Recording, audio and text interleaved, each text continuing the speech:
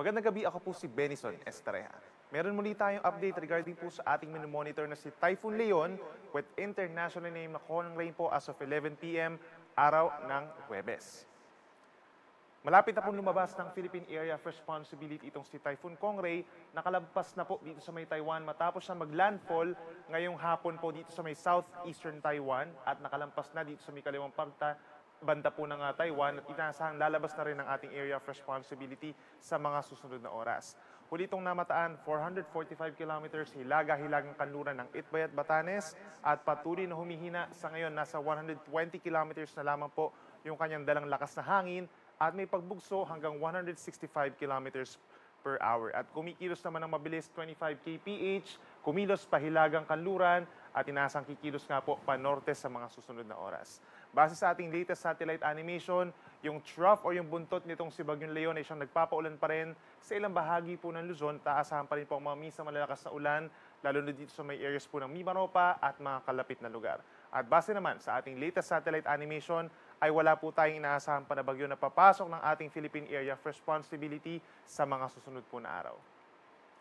Base po sa pinakahuling track ng Pag-asa, inaasahang lalabas ng Philippine Area of Responsibility ngayong madaling araw na po ng Friday itong si Bagyong Leon. At kung mapapansin din po nila, lumiliit yung lawak nitong si Bagyong Leon at nasa around 500 kilometers na lamang po yung kanyang radius mula dun sa sentro at hindi naman nakakaabot na itong outer rain bands nitong si Bagyong Leon dito po sa may Batanes. So ibig sabihin na lift na rin po yung tropical cyclone wind signals number 2 and number 1 sa malaking bahagi po ng extreme northern Luzon.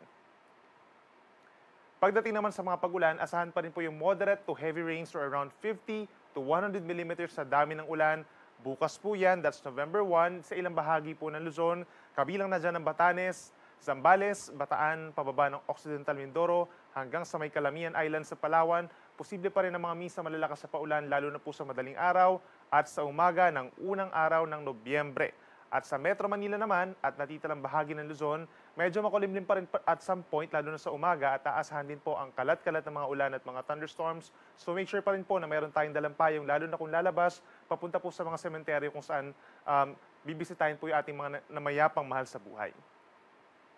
At para naman sa mga pagbugso ng hangin, nabawasan na rin po yung aasahang mga gustiness dito sa malaking bahagi po ng Luzon at aasahan na lamang sa may Batanes, Babuyan Islands, northeastern mainland Cagayan at silangang pati po ng Isabela ang mga pagbugso ng hangin. In terms of mga pag-alon, meron pa rin tayong gale warning naman dahil sa epekto rin po nitong si Bagyong Leon.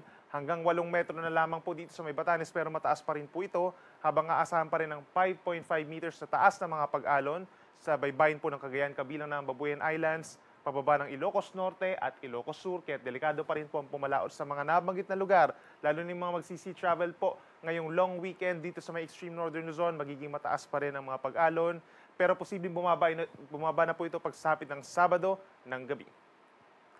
At yan muna latest mula dito sa Weather Forecasting Center po ng Pag-asa. Ako muli si Benison Estareja. Mag-ingat po tayo.